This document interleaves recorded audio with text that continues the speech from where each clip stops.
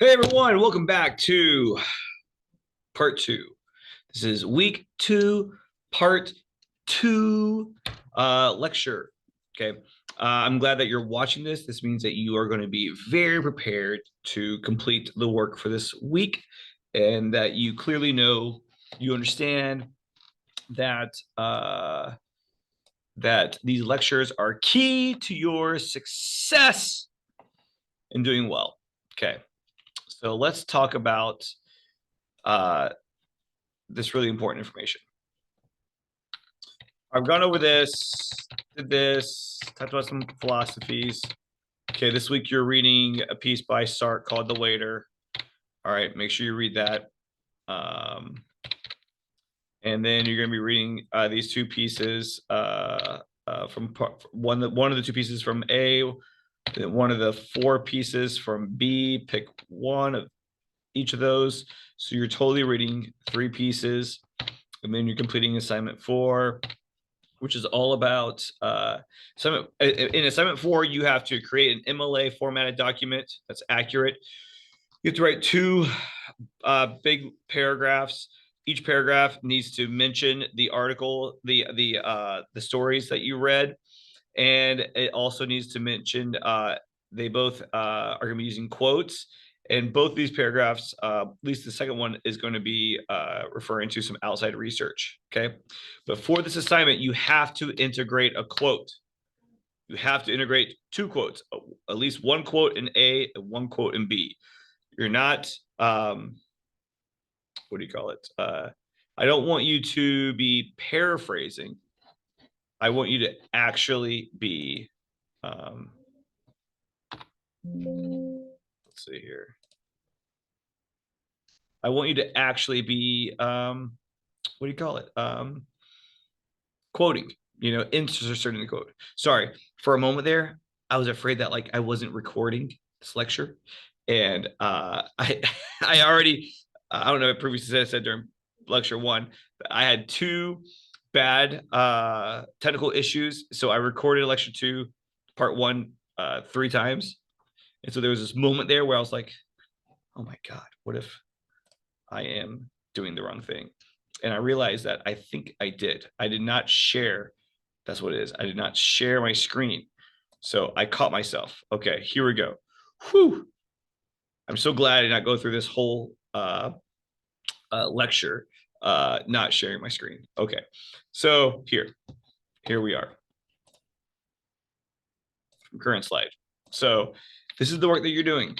Okay, and you need to make sure that you integrate a quote in each of your body paragraphs, which I'm going to go over today. I'm going to go over every single thing that you're doing today. Okay. And what's also important is that like what you're doing this first week is what you're really doing is you're practicing all the major skills that I'm going to be grading essay 1 for. Okay. In essay 1, I'll be grading that you are quoting from your short story, that you've written it, that you've formatted your paper in MLA formatting, that you've inserted quotes, that you've cited your sources, that you've done all those things correctly. All right. So we're going to begin with constructing college level written responses. There are 3 parts to a body paragraph, okay, to an analytical paragraph. First, we have the claim, which is the main idea of the paragraph. There's only one claim in a paragraph. The rest of the paragraph is just proving and convincing the audience that the claim being made is legitimate and believable. And that should be about 20% of your paragraph. The second part of your paragraph should be what we call contextual support. Quotes, okay, references. And you should just use enough quotes or summary to support your claim and analysis. This shows what part of the text you are discussing, and it serves as evidence. So about 30% of your paragraph. And then the last 50% of your paragraph, 50% of the paragraph is analysis, okay? This is your explanation of your claim. You explaining everything. This is where your paragraph wins or loses. Tell your reader how they need to understand the information. you need to explain it. Sometimes people feel like they can give a claim, they can show some evidence, and then it's just obvious. All right, you have to fill in the blanks. Everything discussed here needs to go back to the claim and evidence. So I'm going to show you an example of this for the film Mulan. Now, in this example, there aren't quotes. We're going to get to quotes next, okay? This example is doing these same things, but using summaries instead of quotes. For your assignments in this, okay, you can use some summary, but you have to at least use one quote per paragraph. So we have this long paragraph right here, okay? I'm going to read it to you. In the film Mulan, the theme is that women should be seen as equal and respected on the battlefield as much as men. In the movie, when Mulan's kingdom is threatened by the invasion of the Huns, the men are called to war. Mulan wants to serve too, but she is denied because of her gender.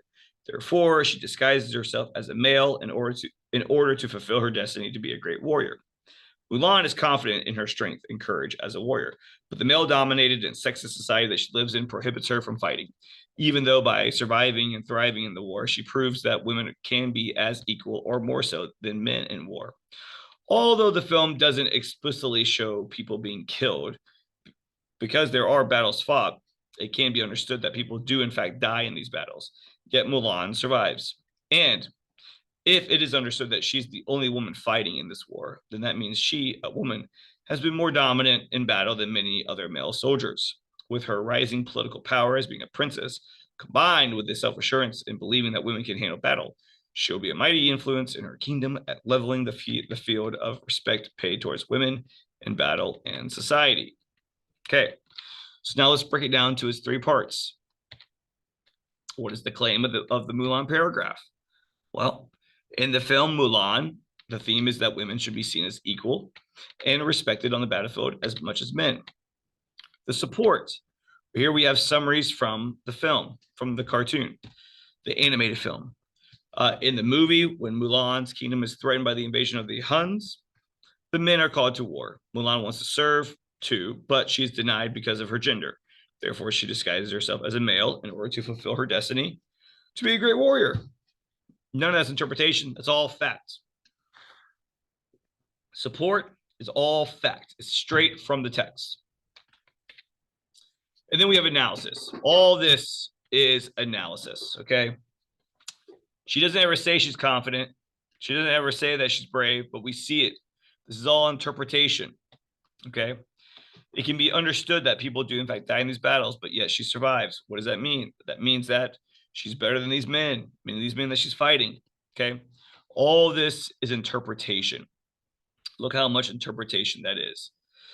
So it looks kind of like this. If I were to highlight the three parts of my paragraph, I would have one line for Mulan, for the claim, two lines, mostly just two lines for the support, and then 1, 2, 3, 4, 5, 6, 7 lines, mostly 7 lines for the analysis. Okay. Don't switch the analysis with the support. Sometimes people want to go from their claim into their analysis and then end a paragraph with a quote. Don't do that. Your quote or your summary or whatever should come earlier. It should be sandwiched between the claim and the analysis. Okay. All right, setting up your page. So that's what you're trying to achieve. Now, you should first, before you even start writing, you need to set up your document. Okay. Many students turn in papers with incorrect spacing between the sections of their papers. So they'll turn in something like this. Okay. Essay 3 or just first assignment. Your first assignment, I guess your first assignment was last week. This reading assignment, you need to have proper MLA formatting. It should look like a paper, but it's just 2 paragraphs. Okay. So you don't want, see how this has extra space between these parts, between the heading and then between each paragraph, you have this additional space. It's a much larger space than was in between the lines. So instead, we need something like this, where we have smaller space between each line. And each part from the heading to the title, title to the paragraph, paragraph to the next paragraph. These spaces are much smaller. All right. The spaces look like the spaces between just lines of your paper.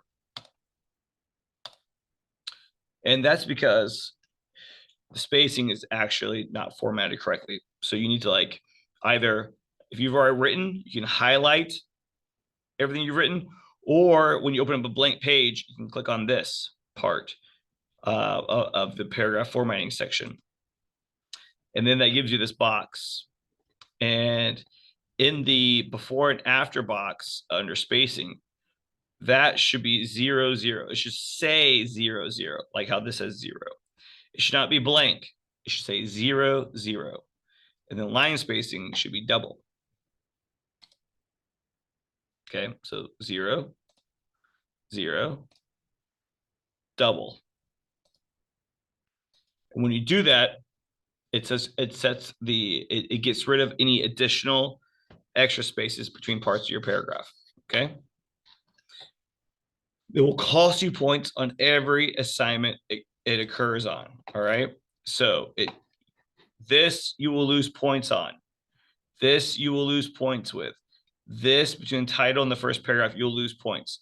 So that's like 15 points minimum, because it's 5 points per point. I'm sorry, 5 points per error.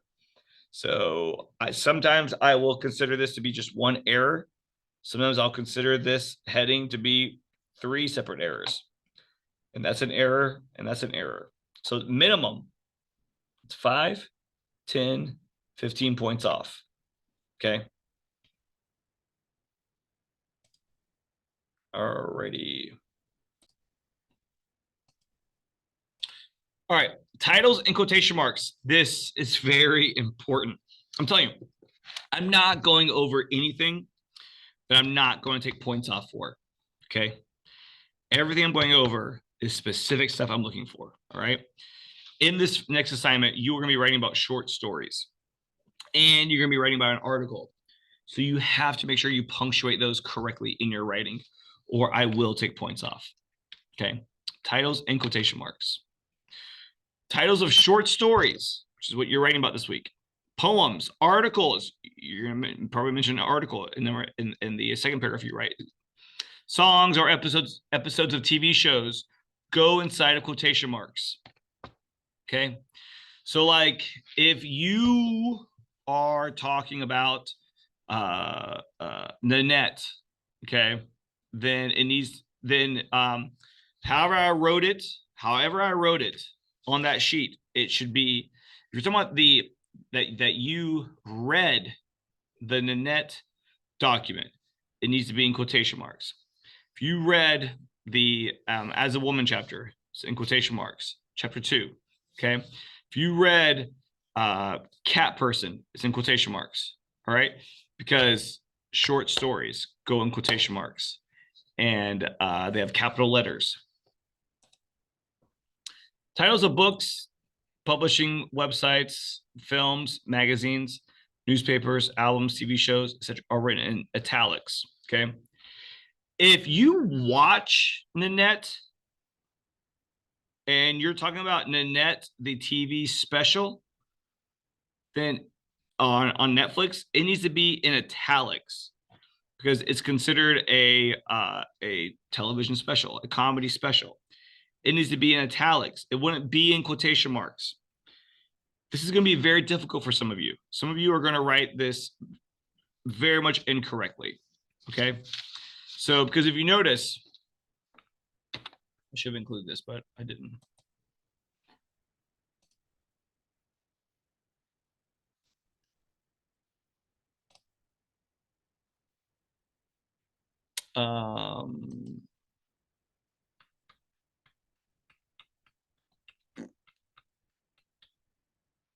All right. So look, see, Nanette is in italics. Okay.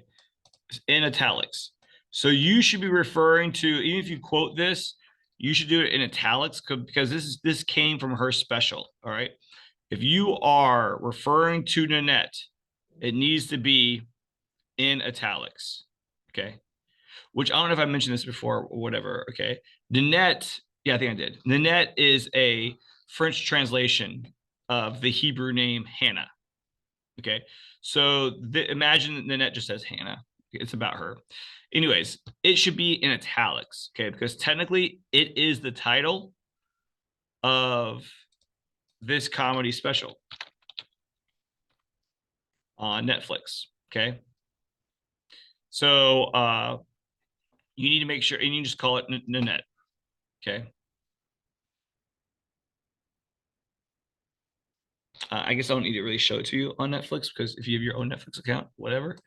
But that should be in italics, okay? Because it's considered a TV show. If you're referring to one of the short stories you read, it should be in quotation marks. If y'all don't do this correctly, you will get points off. All right. You are going to be referring to an article that you read from the library assignment. Okay. And I've already noticed this, that in your citation, some of you are not writing the titles correctly. Okay.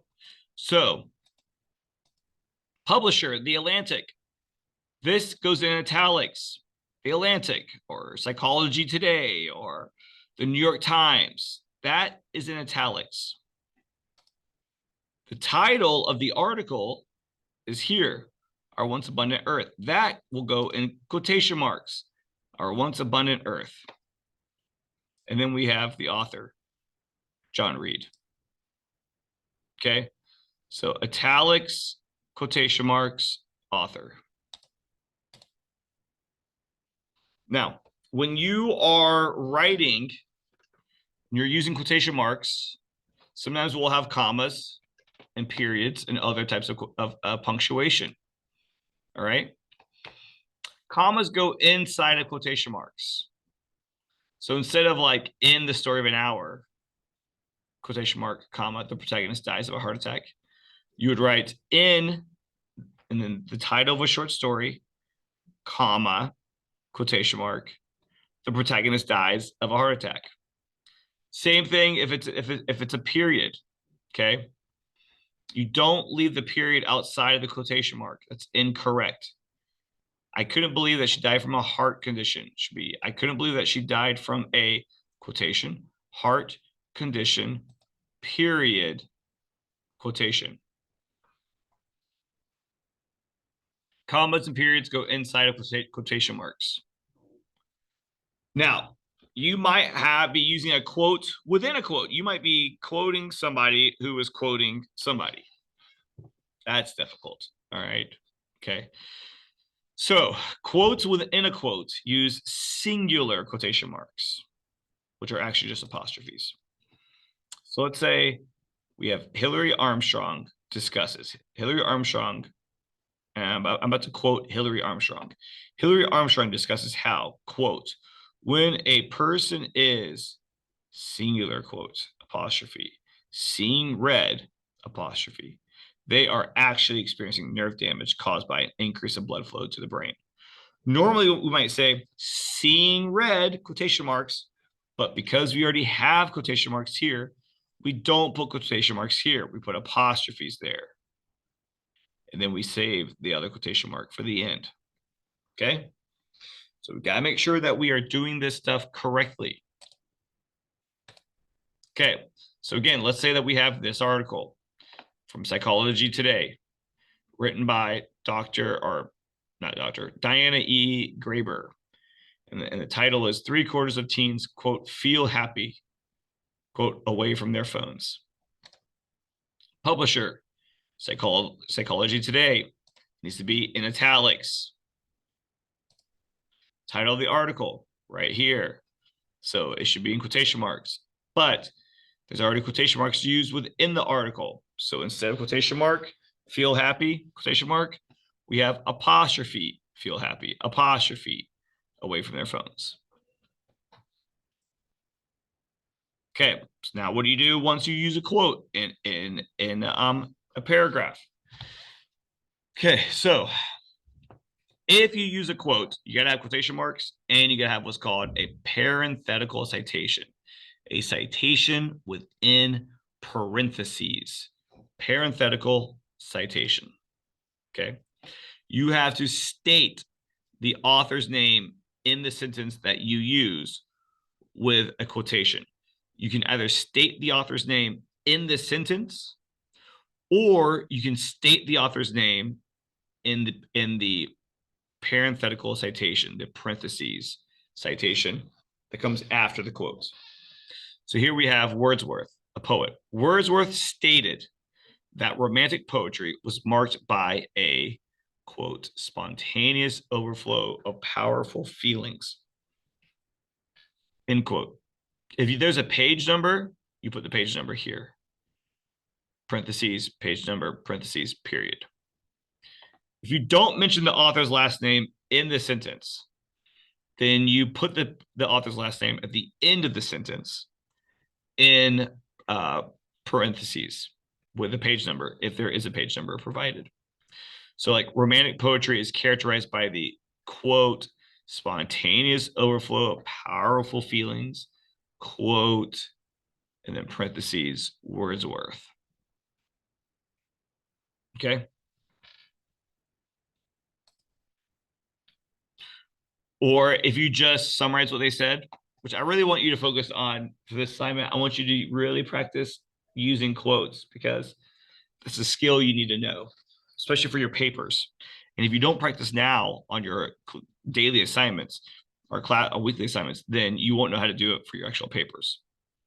Wordsworth extensively explored the role of emotion in the creative process. Okay. So correct versus incorrect citations. Every sentence that contains a quote must include the author's name, either in the sentence or in the citations, but not both. Redundant citations will be marked as errors, and you'll lose 5 points per error. So here is a correct sentence. A successful adaptation in film is, quote, keeping to the heart of the original story, emphasizing the best features of the literary work, and not changing anything fundamental to the original story. Quote, parentheses, Baldwin, a page number, parentheses, period. Okay. Sometimes you don't need to mention who says the quotes, especially if it's like you have no context for who that person is. Okay. So this writer who wrote this sentence felt like, you know what? It's not important to mention who Baldwin is in my sentence. I'm just going to use their quote, and then I'll tack their name on the end.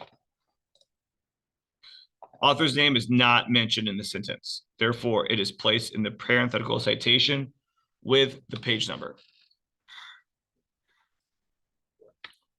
Okay. Here, according to the film critic Annie Baldwin, a successful adaptation in film is, quote, keeping to the heart of the original story, emphasizing the best features of the literary work and not changing anything fundamental to the original story. Now, this sentence, quotation mark, parentheses, page number, period. This writer felt that mentioning how Annie Baldwin is a film critic would be useful information. It will give what she says about film more validity. And I agree. Okay. So providing the context of who Annie Baldwin is, because she's not a well-known, it's not like if it was like Steven Spielberg, okay, a well-known, or Roger Ebert, who's a well-known film critic.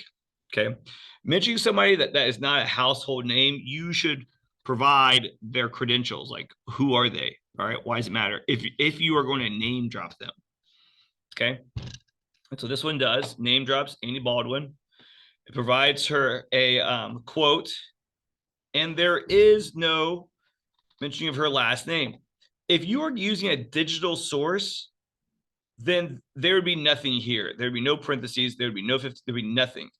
Just the period inside of the quotation mark.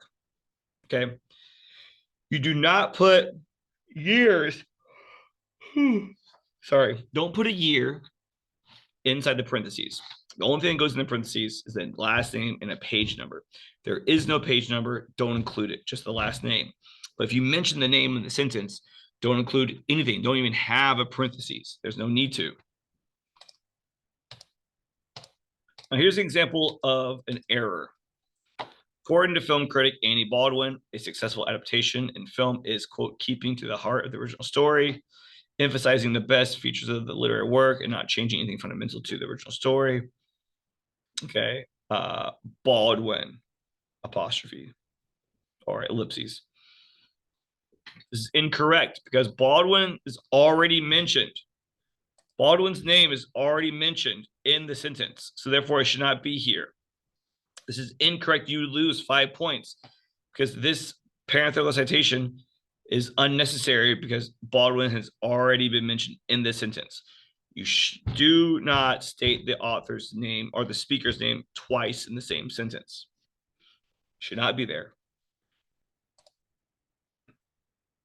Okay. Literary present tense. When discussing a story, film, article, or any piece of literature, always write, at least try to always write in present tense. Unless when talking about something that happened in the past within the story. So like when Janine sees the guard, she hopes to get his attention. Even though this comes from a story that was written in the 1930s, almost 100 years ago. If I'm writing about it, I'm writing about it in present tense. When Janine sees the guard, she hopes to get his attention. It would be incorrect to write when Janine saw the guard, she tried. Now,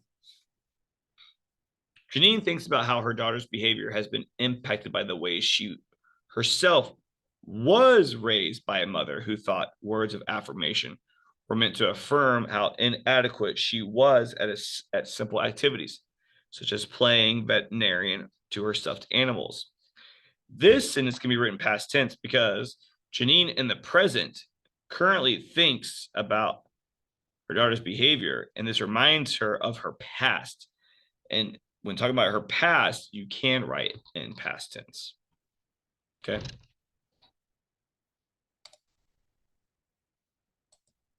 Okay. So then putting it all together.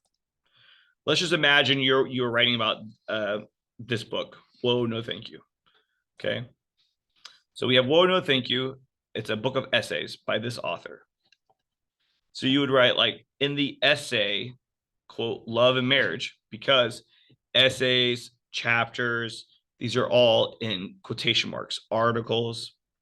From her book, now books though are formal. They are in italics. Wow, no thank you. Samantha Irby tries to dispel any overly glamorized notions of marriage when she very bluntly writes, now we have a comma, quotation mark, everything is boring. You're boring. There's a 95% chance your wife is pretty boring. And going to and then we have an apostrophe. Wonderful country inn, apostrophe.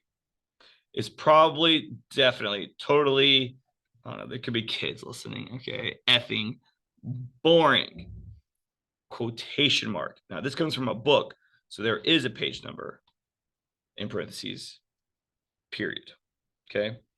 So this example, this right here, this has the opportunity to make 1, 2, 3, 4, 5. This has the potential to make in this one pair, it's sending a whole paragraph. In this one beginning, these 2 sentences has the potential of having 5 errors. It could have written it might not, they could have left off the quotation marks for love and marriage. And then here they put quotation marks from her book, quotation mark. Well, no, thank you. Both those would be errors. So that's 10 points off. And then here, they might not have integrated the quote. They might have just had a period right here. And then the quotation mark. And that would have been an error. And then right here, they could have used 2 quotation marks for each side. And that would have been a 4th error. And then this is a wrong. Then they could have maybe put this period on the outside, and that would have been an error. Okay, so these 2 sentences had the potential of having 25 points off, but luckily it's written correctly. All right, so you got to make sure that you do each of these things correctly because I will be taking points off.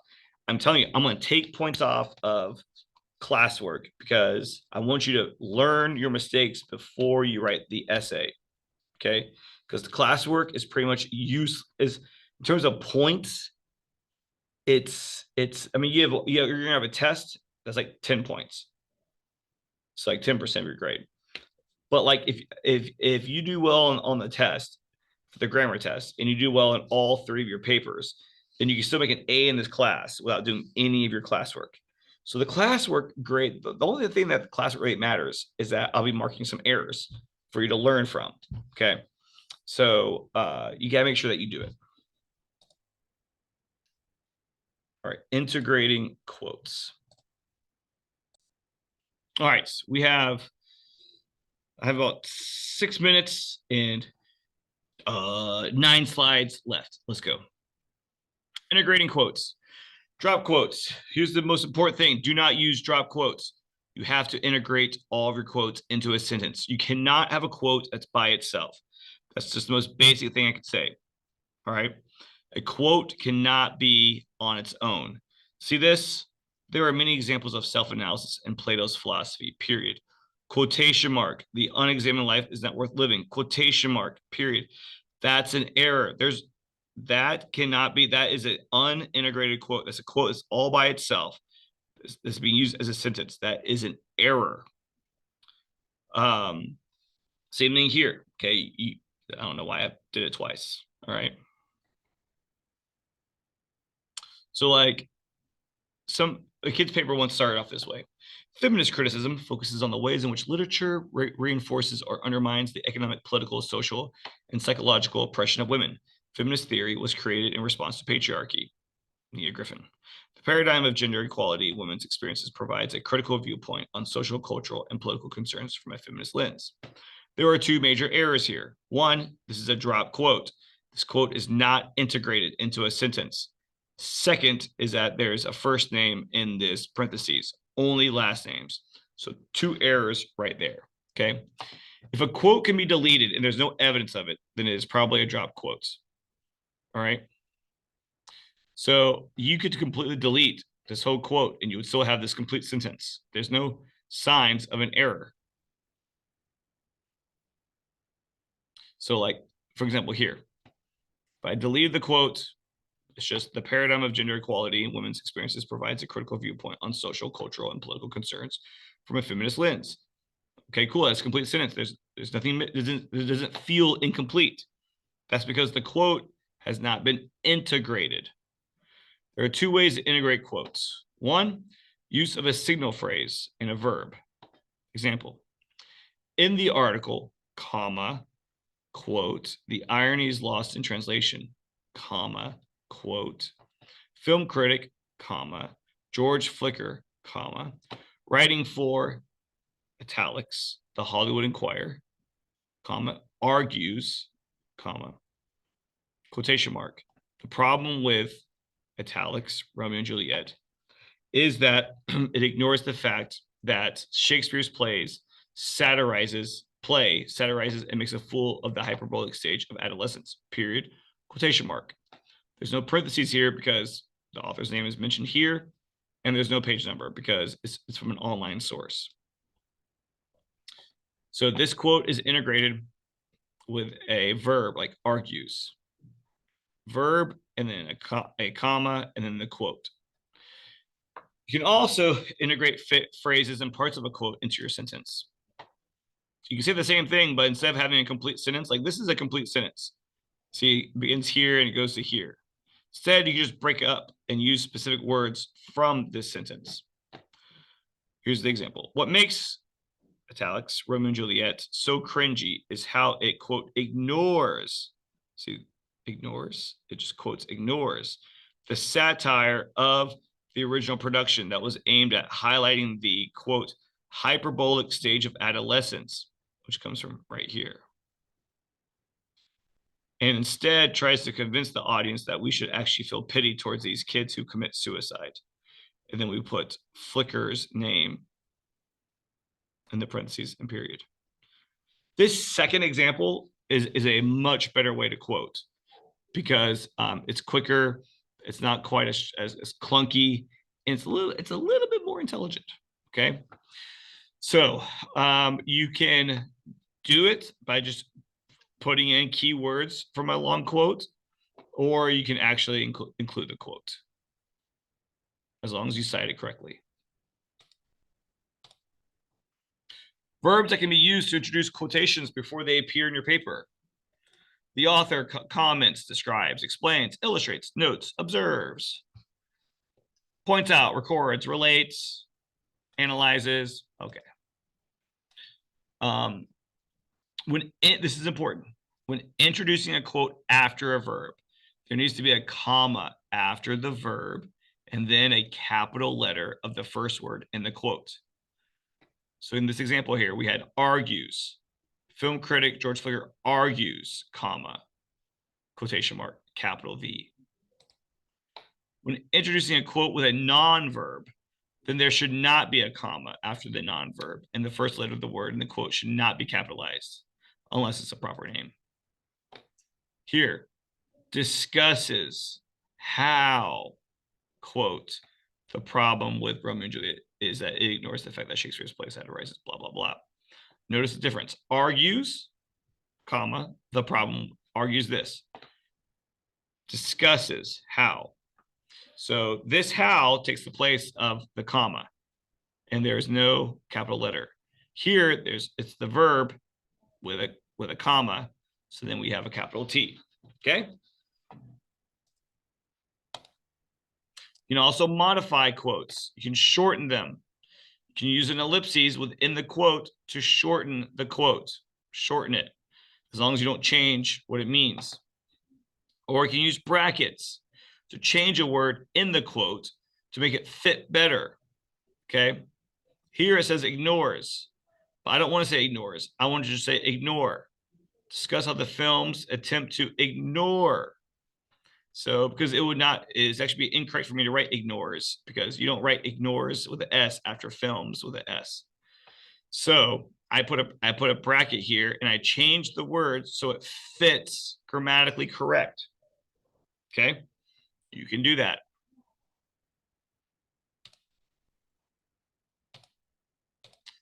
Okay.